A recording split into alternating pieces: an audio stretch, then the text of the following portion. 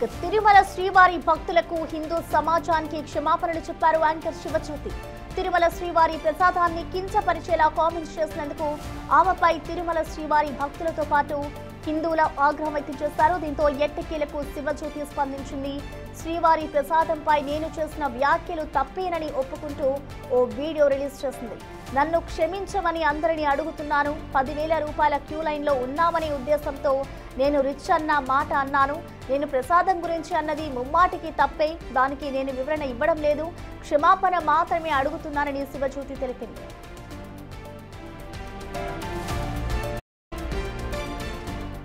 శ్రీవారి దర్శనం కోసం క్యూ లైన్లో ఉన్న సమయంలో టీటీడీ పంపిణీ చేసిన ప్రసాదాన్ని అందుకున్న శివజ్యోతి, జీవితంలో తొలిసారి అడుక్కుని మరీ తిరుమల ప్రసాదం తిన్నాము.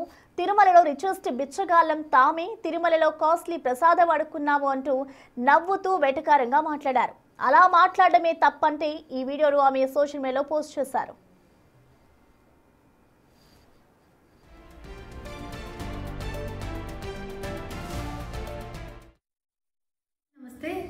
సో పొద్దున్న నుంచి తిరుపతి ప్రసాదం గురించి నేను మాట్లాడిన వీడియో, నేను మాట్లాడిన మాటలు చాలా మందికి తప్పుగా అనిపిస్తున్నాయి.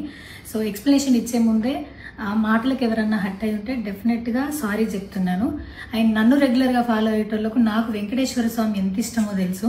యూట్యూబ్లో, ఇన్స్టాగ్రామ్లో 3 నెలలు 4 నెలల సంధి శనివారాల వ్రతాల గురించి, వాటి డీటెయిల్స్ గురించి నేను చెప్తూనే ఉన్నా. అవేవి దేని గురించి ఎవరు మాట్లాడుకోలేరు. అన్ఫార్చునేట్లీ దీని గురించి మాట్లాడినరు. ఏదైనా సరే తప్పు జరిగింది నా సైడ్ నుంచి. నా మాటలు తప్పుగా ఉన్నాయి తప్పితే నా ఇంటెన్షన్ అది కాదు. మేము రిచ్ అని అన్నది 10,000 L1 క్యూ లైన్లో నిలబడ్డప్పుడు, పొద్దున ప్రసాదం తీసుకునేటప్పుడు కాస్ట్లీ లైన్లో నిలబడ్డమని ఆ ఉద్దేశంతో అన్నాను. ఏం జరిగినా సరే ఇప్పుడు నేను ఏది ఇచ్చినా మీకు ఎక్స్ప్లెనేషన్ లాగానే అనిపిస్తుంది తప్పితే నేను తప్పు ఒప్పుకున్నట్టు మీకు అనిపించదు. అందుకోసం నేను దాని గురించి ఎక్స్ప్లెనేషన్ కూడా ఇస్తలేను. తప్పైతే నా సైడ్ నుంచి జరిగింది అండ్ నా తమ్ముడు సోను తరపు నుంచి కూడా జరిగింది. తను అవైలబుల్లో లేడు. తన తరపున, నా తరపున అందరికీ సారీ చెప్తున్నా. సో నా ఇంట్లో వెంకటేశ్వర స్వామి, నా చేతి మీద వెంకటేశ్వర స్వామి, అన్నిటికన్నా ముఖ్యంగా జీవితంలో నాకు అత్యంత విలువైంది నా బిడ్డ. నా బిడ్డను కూడా వెంకటేశ్వర స్వామి ఇచ్చిండు. నేను ఆయన గురించి తప్పుగా ఎట్లా మాట్లాడతా?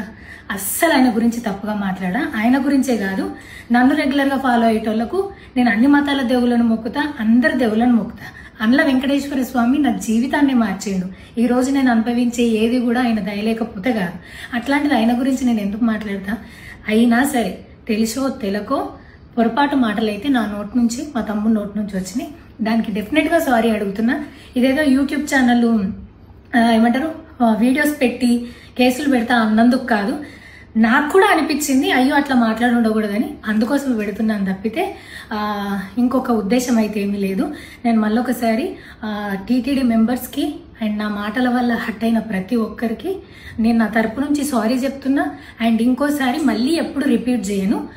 సో నా సారీని యాక్సెప్ట్ చేయండి. నన్ను రెగ్యులర్గా ఫాలో అయ్యేటోళ్లకు నాకు వెంకటేశ్వర స్వామి అంటే ఎంత ఇష్టమో తెలుసు కాబట్టి వాళ్ళందరూ నన్ను నమ్ముతున్నారని కోరుకుంటున్నా. మళ్ళొకసారి ఎక్స్ప్లెనేషన్ కాదు, సారీ చెప్పినంత మాత్రాన తప్పు ఒప్పైపోతుందని కూడా కాదు. బట్ నేను చేయగలిగింది ఇది ఒక్కటే కాబట్టి మళ్ళొకసారి అందరికీ సారీ. అండ్ డెఫినెట్గా ఐ ప్రామిస్ ఇంకోసారి ఇది రిపీట్ అవ్వదు. Thank you.